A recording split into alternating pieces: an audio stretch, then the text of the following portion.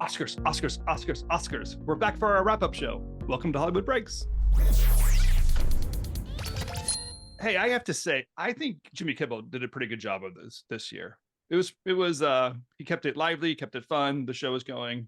I gotta say, overall, I was pretty impressed with the way the show was played itself out. Robin, Yeah, you who say knew yes, when you you agree with me. actually Yeah. Oh, go ahead, Keith. Go ahead. No, I want to talk about betting. No, I'm just kidding. I would say, well, I mean, I agree with you. I'd say that's what happens when you hire a TV producers to produce a TV show, basically, instead of trying to hire a movie producer or a movie director to produce a TV show, right? Because ultimately that's what the Academy Awards are, is a TV show. Right? But I think And what the issue is like it's set up with one expectation, and when you have a different expectation, it crashes. And to me, the setup, the tempo, even just like the simplicity of the show, because I thought it came out very simple. They did the award show, a couple of jokes, award show, not a whole lot of complexity. And a great music acts. I mean, just overall, like it felt like an entertaining, kept me going. Had 3 acts of the show, so 3 hours plus or whatever. It was great. I thought they overall did a show. So I'll just say I'm voting. We should do it again next year. Same. I don't know about you guys, but it's a worthwhile show. We should hold the Oscars next year. Yeah. Yeah, maybe. Yeah. I think that's a unanimous vote. Yeah. Look, I thought it was fun. I thought it started off. I loved the opening monologue. I loved also the opening sequence that they played with all the movies, like kind of jazzed me up, and it made me super excited. And I personally loved that they had 2 fighter jets fly over the Oscars. I thought that was rad. I thought Jimmy Kimmel did a really good job where he was in his monologue, where he was, abrasive enough to be funny, but not horribly offensive to anyone. And I thought it was, it felt a little bit old school in that way, in a really good way. I thought it was elegant. I thought I could have had more music performances. I would have liked that. I thought Lady Gaga was insane, amazing. I'm so happy she came. I don't know what changed your mind. But do you think it really did, or was that just like set up for the show? I mean, do you think it's just like something to talk about so that they can fulfill it, so that like because here? Oh, sorry. Yeah, I'm trying to step on your words, but here's would be my point. Rob and I were sort of texting back and forth about this. Just the way it was shot, it was almost like they had no idea where to put the camera because they didn't know normally I would say you're absolutely right that this was sort of a setup, like, oh, she's not coming. Oh, wait, she's coming. But the way that they shot her, they didn't know where the hell to put the camera. Like there were the awkward. So do you think they extended the show? Was there a slot there that she took? No, I think they figured she probably called the 11th hour, or Paramount called her and said, Com isn't coming. We really would love something of this movie to be represented during the show because it was one of the biggest movies of the year. Yeah. Would you reconsider coming and performing? And then she's probably like, yeah, sure. Okay, fine. I'll do it. Well, I'll tell you what. I think that's another reason why I think it was so raw. I don't think it was raw on purpose. I think it was raw because they weren't planning on her coming and there wasn't a stage production set up. However, it was genius, and it played better than any other performance there. It was so good. So I thought that was great. And she's just like roll up piano onto stage. Someone plays a piano, I sing, we're good. I do this for a living. Just play music and I'll sing to it. I don't need anything else. I think she's very much like, she doesn't, I mean, obviously, if we kind of really dived into Lady Gaga's career, there was that time when she was just outlandish. Like, remember when she wore that suit of meat to the MTV movie? Incredible. To the MTV. The greatest entry in an entertainment career you could possibly have was she was wearing costume. It was brilliant. Brilliant. It was almost like A Star Is Born was like, but right before that was like sort of a transition back to just being a raw artist. Because if you remember her performance with Bradley at the Oscars 2 years ago, it was very simple. It was just the two of them. She was on the piano, I think, and they were just sitting there together, singing. And this was very similar, except this time she was not done up I mean, she was done up when she showed up, but then she clearly went backstage and just took off all her makeup. Yeah. And just, I think because she it would have really been weird wanted if to she be a was in her full raw costume in a performance. setting Yeah. that nobody rehearsed. It's almost like it let it just be what it was, right? Impulsive thing. Yeah, that's pretty fun. Here's the other thing that I feel like the network leaned into Top Gun a little bit. Like it was funny to watch the promos for Good Morning America and Kelly and whoever Kelly's with Ryan or whatever. They were all like ready for Top Gun to win. And but then Tom didn't show up, and I was thinking, did Tom know that he wasn't going to win the Oscar? So he's like, you know what? I'm busy. I have to go shoot something now in France. Because obviously he's the producer of his own movie. He could have shown up to the Oscars if he thought he was going to win. Well, here's my, I don't know, Robin. I'd be curious what your take is on this, but here's my theory. I think, as I said in my newsletter this week, it's a lot of ego. Tom Cruise will show up if he knows he's going to get worshipped, but leading up to it, there was a lot of, at the DGA, I guess, there were some comments about Scientology, and at the Oscars, Jimmy Kimmel made an easy, not a bad joke. It was kind of funny, but he'll show up, and I think if it's just gonna be all like praise, like when he went to the PGAs and he gave that great speech about theatrical and movies in general, I'm sure it was all just like very choreographed in terms of what was going to be said before he got there. But the Oscars is sort of sometimes has to shoot from the hip because it's on TV, where it's PGA is behind closed doors. Yeah, and there's a host whose job it is to rib the guests and rib people that are there. And I just don't think he vibes for that. I think he. So you think he has like script? He had script approval on the show. Hey, if I can't read the show, then I'm not going to show up or whatever. I would guess that he wanted. What do you think, Robin? You've been in the talent world. Do the talent have that kind of control? What's your theory? I'm curious.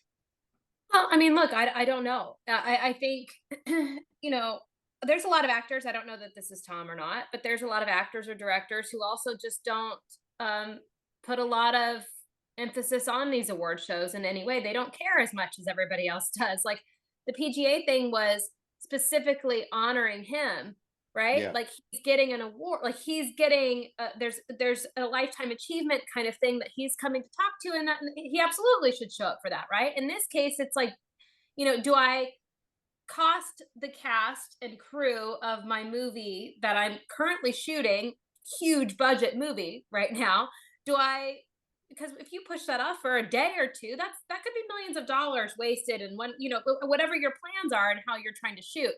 Like it could just be a budgetary decision, and also not putting out, hundreds of people who are working on this movie. Is it worth it? Is it not? If I'm not going to win, I don't really know. Like, I don't know that he felt the momentum going in. But also like he had other people who were representing the movie that could be there to accept it as well. And also I wouldn't doubt that if they were to win, if they didn't have him like on a line to zoom in to actually give a speech, right? Like, so I actually just think sometimes it's just as easy as business, right? People have been given the benefit of the doubt and not make it about, oh, I'm not going to go if I'm not going to win. I don't think that's what it was.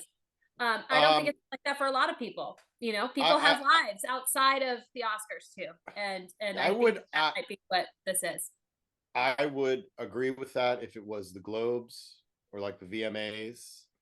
This is the Oscars. It's like the night of Hollywood, like the ultimate, the pinnacle of a night of Hollywood. For 3.5 hours, all you do is talk about movies. And it was a very big, like Kimmel nailed it on the head. Like these two guys, Cameron and Cruise, were the ones preaching about how important films are and movies in general are. And this is Hollywood, arguably Hollywood's biggest night, right? Well, and what I would say to that is they're arguing how important movies are, not how important Oscar ceremonies and award shows are. There's a difference. And they do a lot for the movies.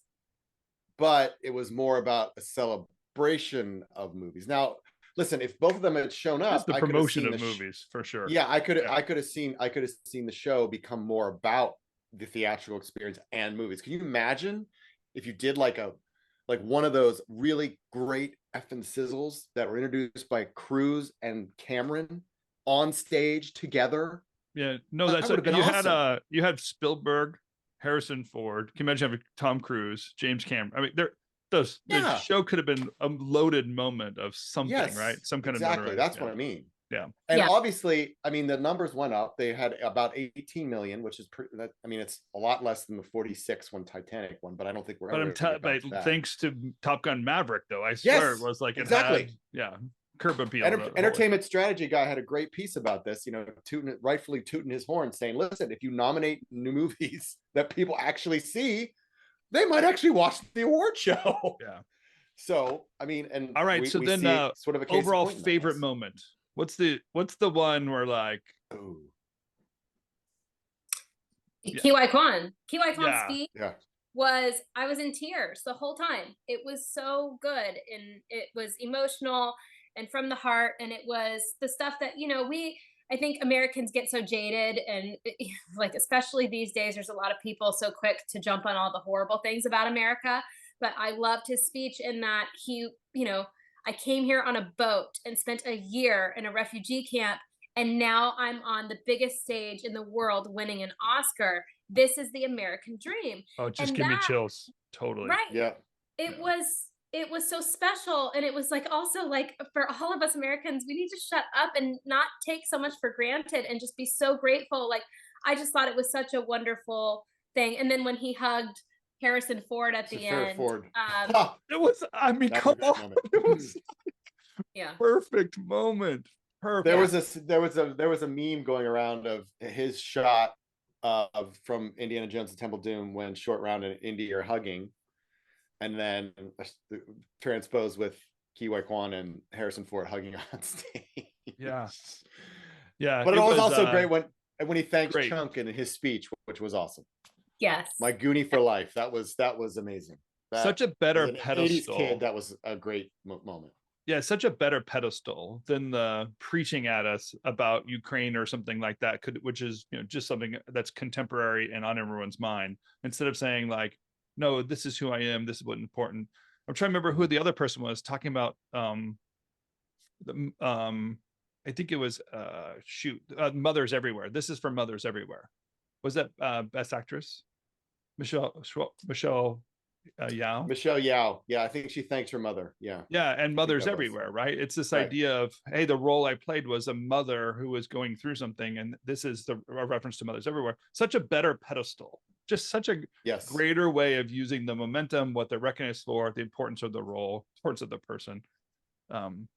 Relatability, and I think that this show in general, not just even those speeches, but that was one of the things that I think was a really good moment for the Oscars too, was that it was less politically charged and it was more emotionally charged, which is always a win, right? Like, because that's what everyone's going to relate to, and that's what is going to get people coming back and wanting to root for you more.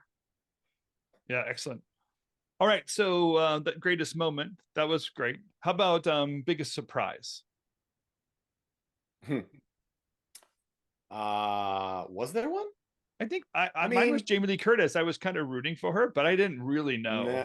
I think that was a very sweet moment too. Just something of a person. Well, when she thanked her parents, that was really special. I thought that was really. Can you? I mean, obviously, I actually would love. I fantasize besides imagining what kind of life she's had, but like the thought process of being entrenched in an industry, knowing exactly all the people, what the importance of the moment, these relevant things, and then to be able to live out your own career and have a climax like that after like a Halloween.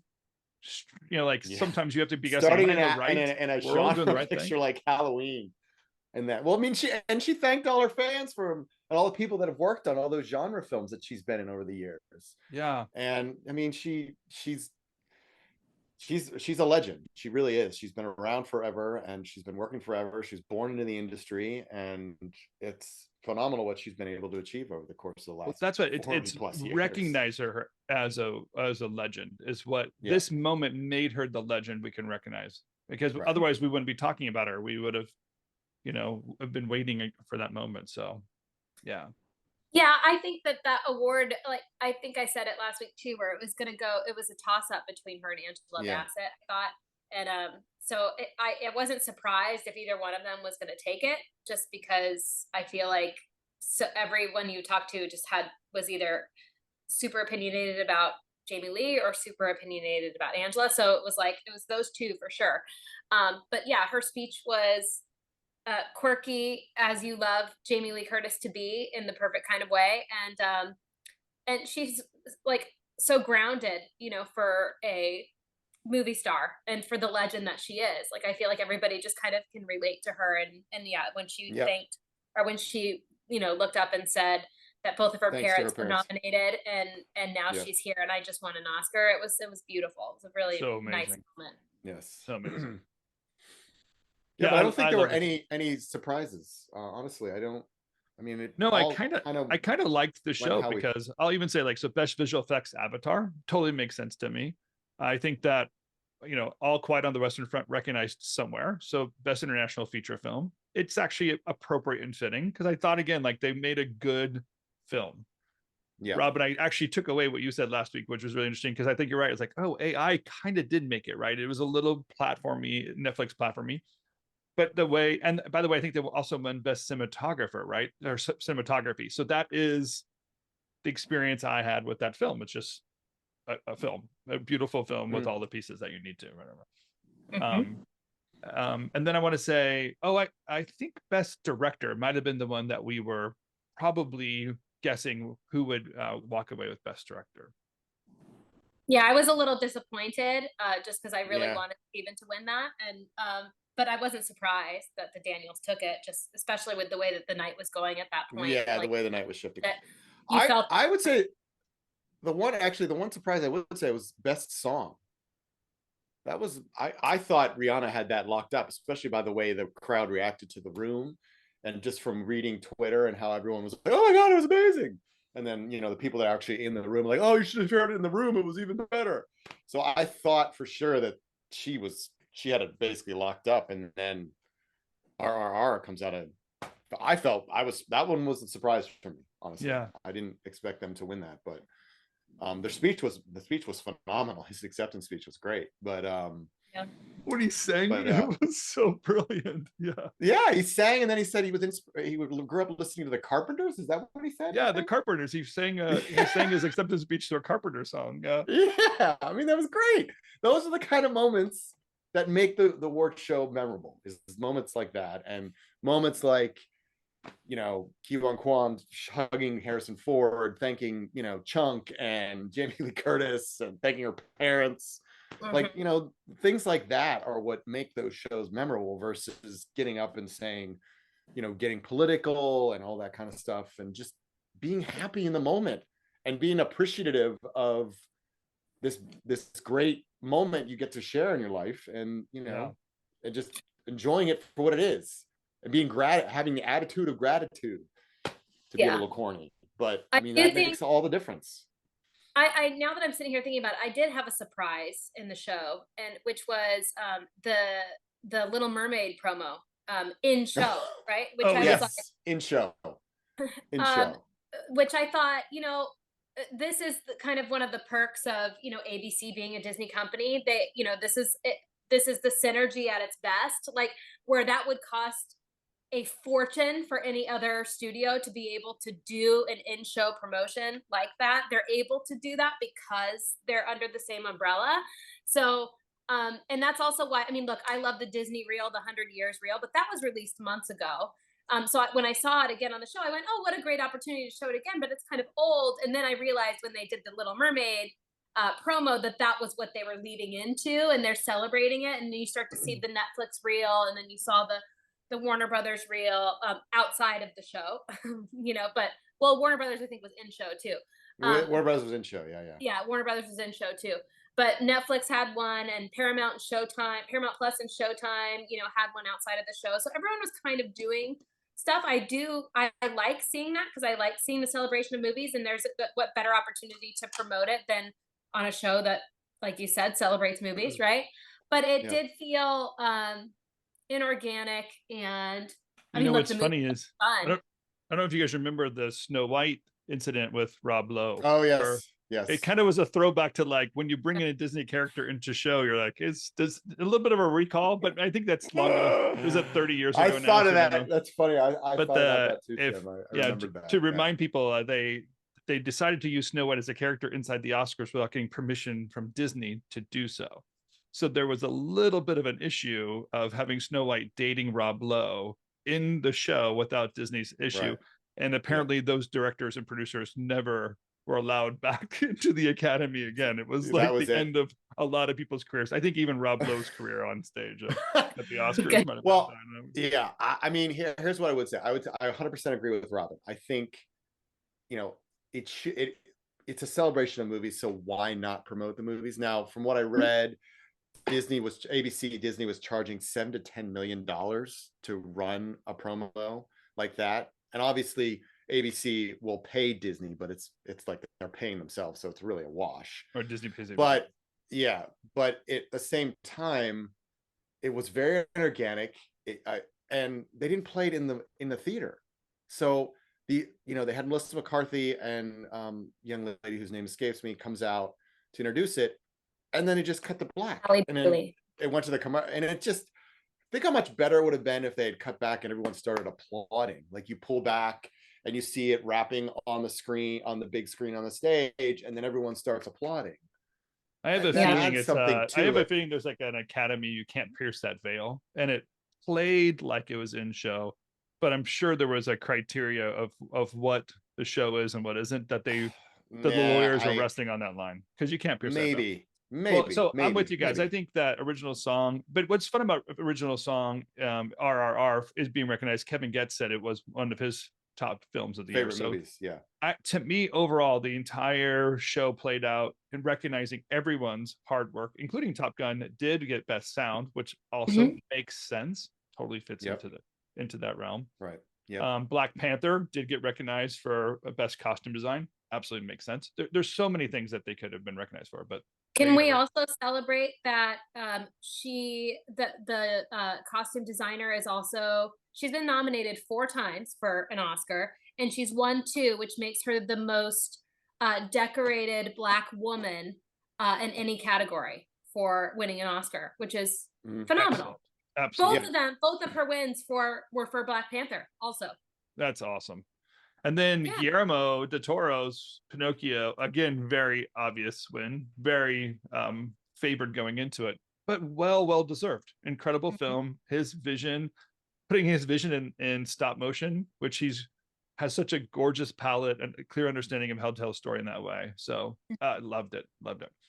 That was one thing I loved they did in the animation. I think it was when they were presenting the nominees, or it might have been in the sizzle, where they did like a stop, what is it called? Motion capture, almost slow-mo, like showing how they get the characters to move and all the people that are involved to get the characters to move a certain way. And I was like, wow, that's cool. That just shows how involved it is.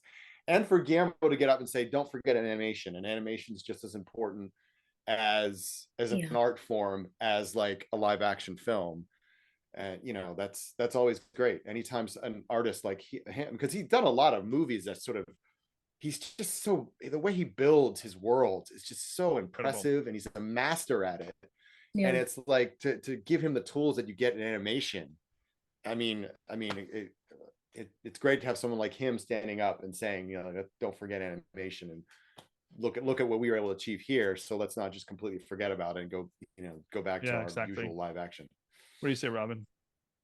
No, I was just going to say the stop motion movies are always such an interesting, they're interesting to me because it costs so much money to make these films. So much work goes into it, like exorbitant amounts of work and exorbitant amounts of money. So the return on box office isn't always there because a lot of audiences don't receive those movies as well. Stop motion tends to skew to a very small audience.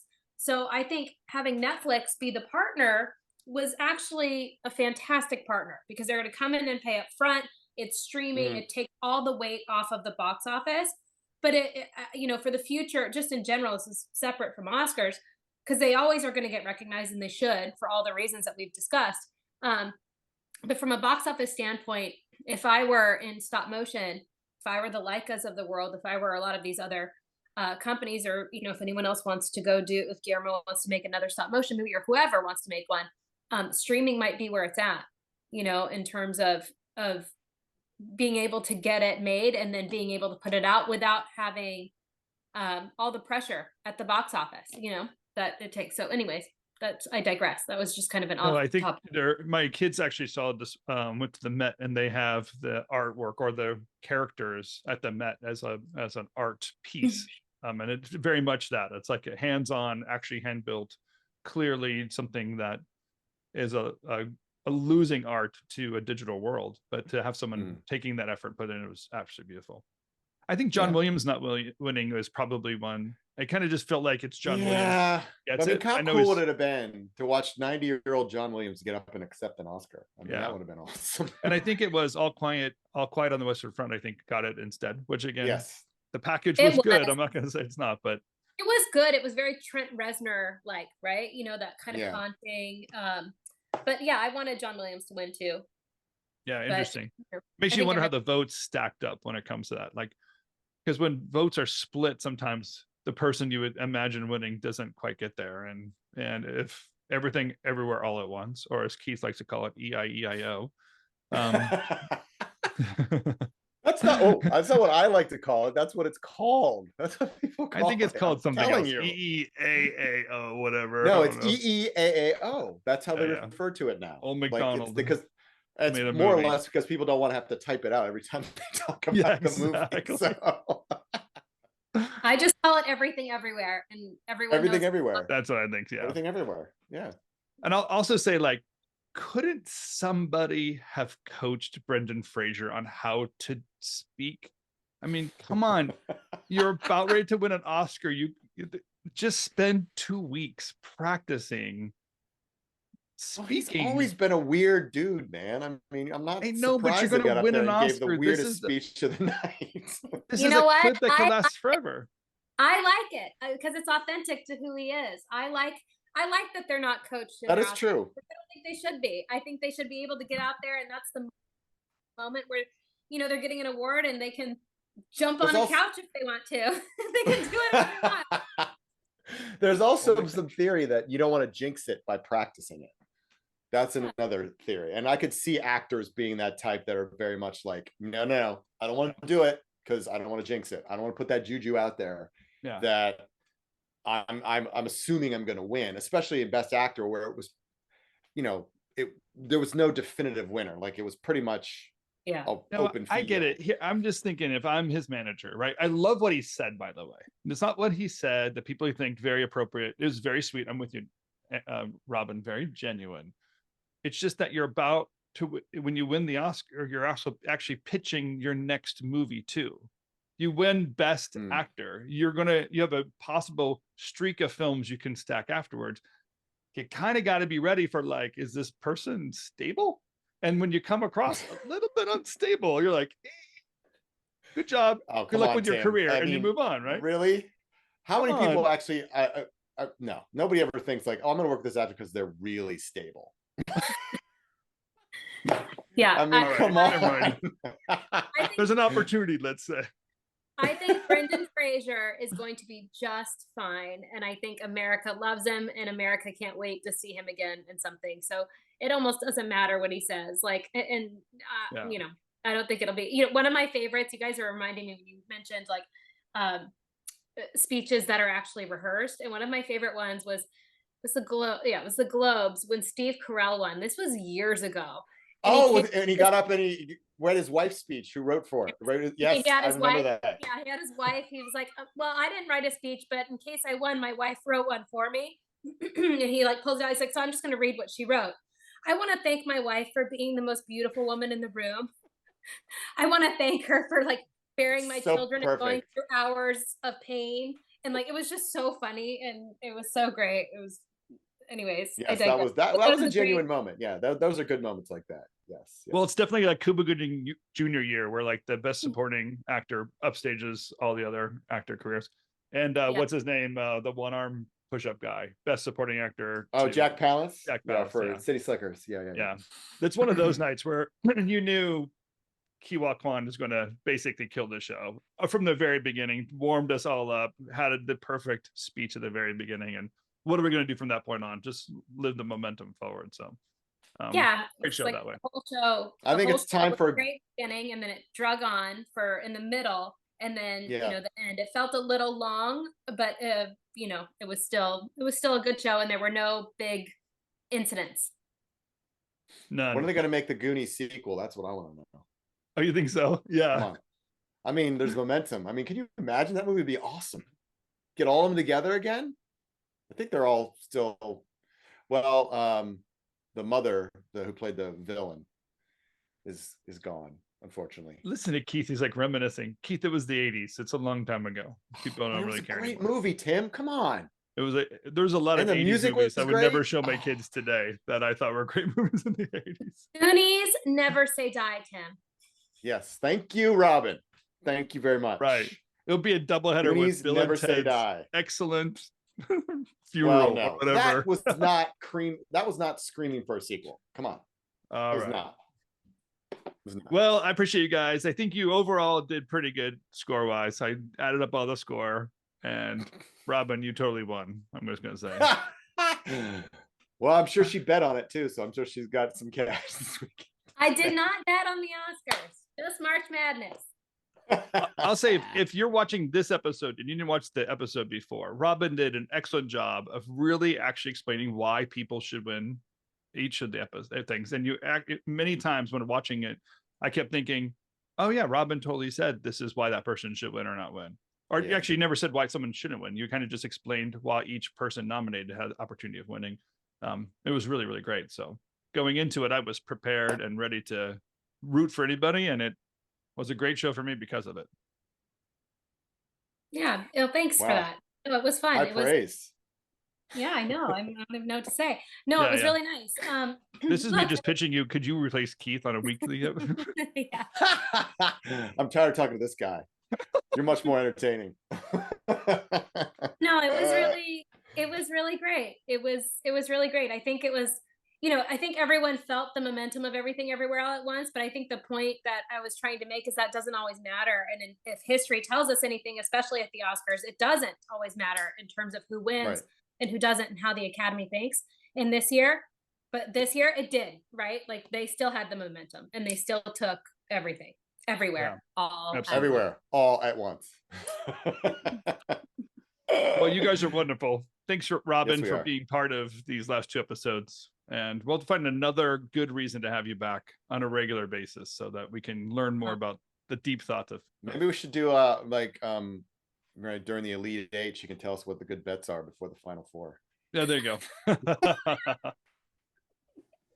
Since she clearly knows all the lines and the spreads and whatnot. So. Robin the Greek. That's what we're gonna call you. Robin the Greek. And on that note. Fair enough. All right. Well, thank you, Robin. Thank you, Keith. We'll see you guys soon. Always a pleasure. Thank See you soon. for having me. Of Always course. a pleasure. Bye.